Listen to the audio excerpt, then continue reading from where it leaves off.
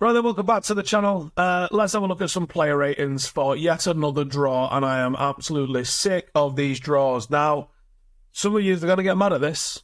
Let's get into it. So, Onana, the double save was sensational. Massive, crucial role in keeping United in the game. Was genuinely required with the saves. Obviously, that highlight came with that double save in the first half. Reflexes were sharp, positioning was solid. Passing accuracy was a bit west again. 7 out of 21 on the long balls.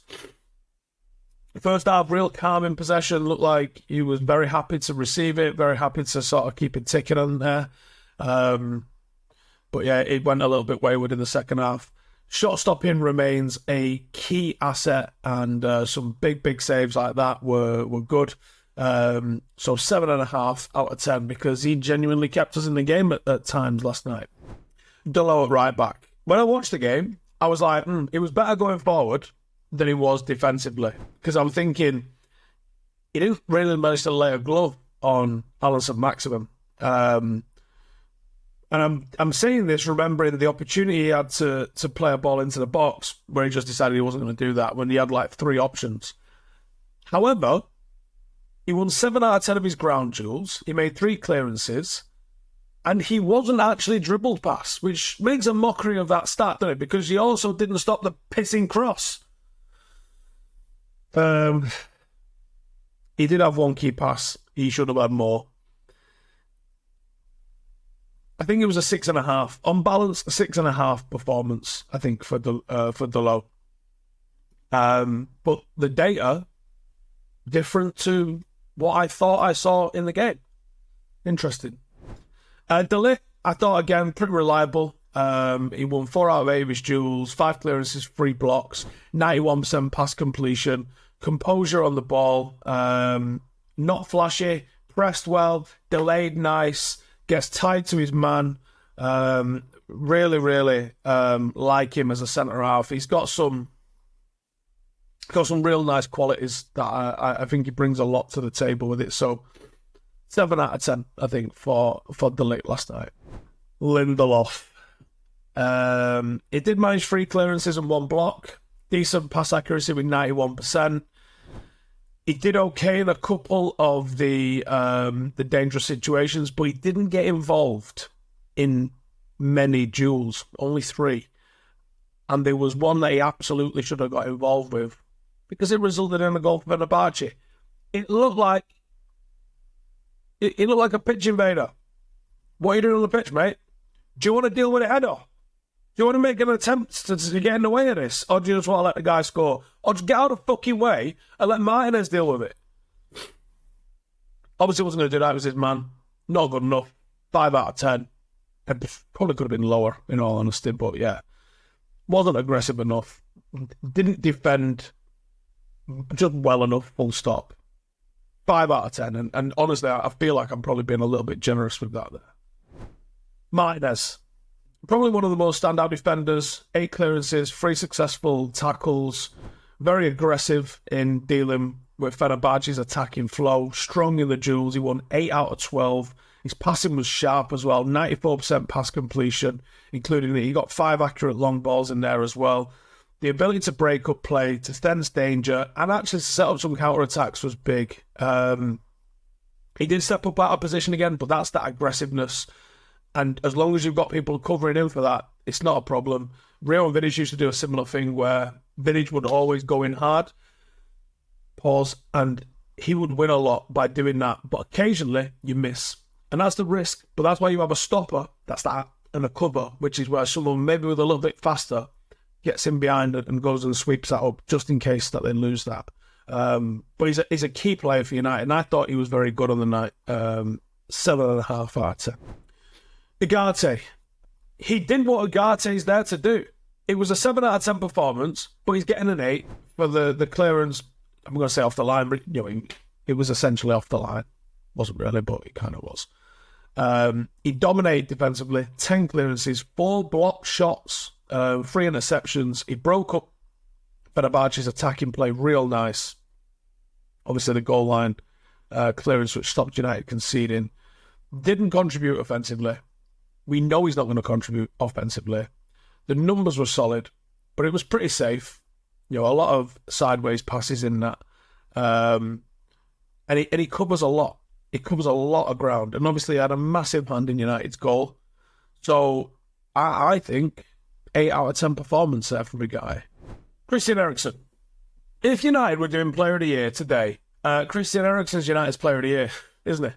And Johnny Evans gets some sort of medal as well. His goal was brilliant. It was a brilliant strike. Give United a lead against the run of play. And he was creative as well. 4 key passes. Making things happen. Getting shots off for others. Putting it in behind, but also decent crossing as well.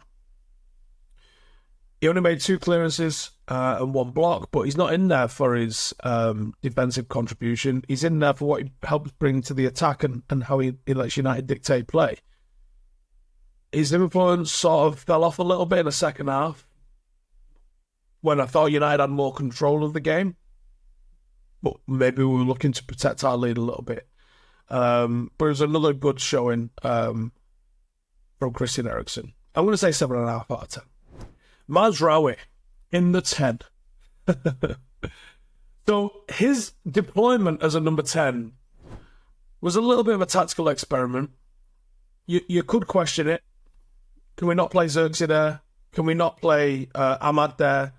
Can we not maybe play Martinez at centre-half and have Mazraoui in defence? Would that maybe not have helped us when we actually see how we conceded a goal? It was a solid, if unspectacular, performance. He probably did more defensively than offensively. He got on the ball a lot, 64 touches, 83% pass completion. Did okay in his duels. It was more workmanlike than creative.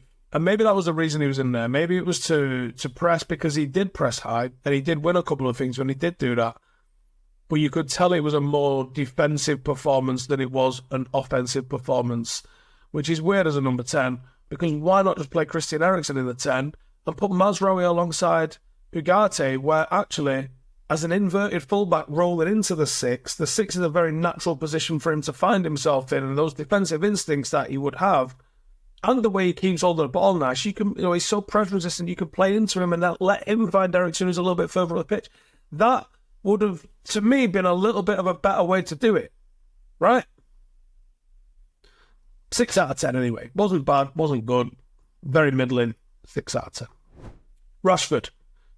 Rashford managed 3 dribbles, got 1 key pass. He did hit the post with that shot in the first half. He also missed a big chance that would have given United a bit more control in the game. His passing was generally pretty good. And he was involved heavily in United's attacking play. He won 4 out of 9 of his duels, provided a little bit of energy, but I thought the decision-making in the final third wasn't there. There was also a couple of opportunities where other people could have passed to him, and they didn't, but I don't think Marcus's decision-making was on point in the game at all today, so I think 6.5 out of 10. Garnacho on the other wing, I want to give him a 7. It was just a touch above Marcus in this one.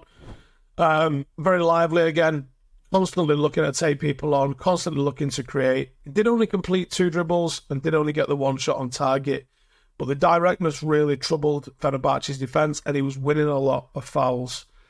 The end product wasn't quite there with him. Lost possession 14 times. Was still trying to force it a little bit, but there was a spark and energy and desire in there with him. If not the precision to make a definitive impact. So I think a 7 out of 10 for Garnacho in this one. I think that feels fair. Zirkzee. So he gets an assist after, you could argue the guy's hard work, Mazraoui laying it off, and Zirkzee recognising he wasn't in the right place to shoot, set it up for Christian Eriksen. So he gets an assist. But he only completed 8 passes. He only had 1 shot attempt. His involvement in the game was what? He had a little bit of link play, but not loads when you've got 8 fucking passes. I don't even know if you could say he found himself isolated because he wasn't leading the line. He was in line with everybody else. It was almost a non-performance. I'm going to give him the same score as I'm giving Lindelof, and that feels wrong because he didn't fuck up and cost us a goal. But what did he do?